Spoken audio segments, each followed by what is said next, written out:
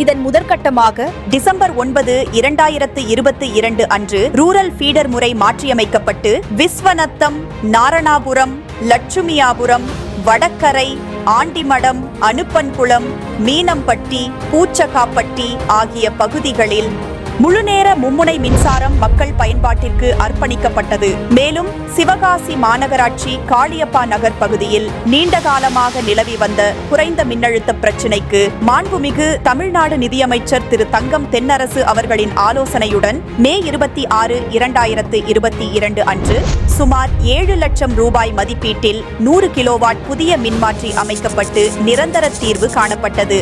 இவை மட்டுமல்லாது நமது சிவகாசி சட்டமன்ற உறுப்பினர் அரசன் அசோகன் அவர்களின் தொடர் முயற்சியால் ஜூன் 9, 2023 அன்று விஸ்வநத்தம் ஓமுருகா நகர் மற்றும் கற்பகா கார்டன் பகுதிகளில் ஏற்பட்ட மின் பாதிப்புகள் உடனடியாக சரி செய்யப்பட்டு புதிய மின் வசதி வழங்கப்பட்டது.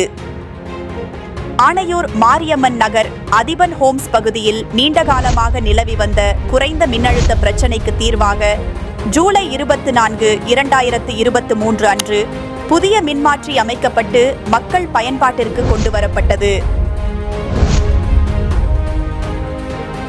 நமது சிவகாசி சட்டமன்ற உறுப்பினர் அரசன் அசோகன் அவர்களின் இந்த தொடர் முயற்சியால் சிவகாசி சட்டமன்ற தொகுதி முழுவதும் குறைந்த மின்னழுத்த பிரச்சினை தவிர்க்கப்பட்டு மின் தேவை பூர்த்தி செய்யப்பட்டுள்ளது.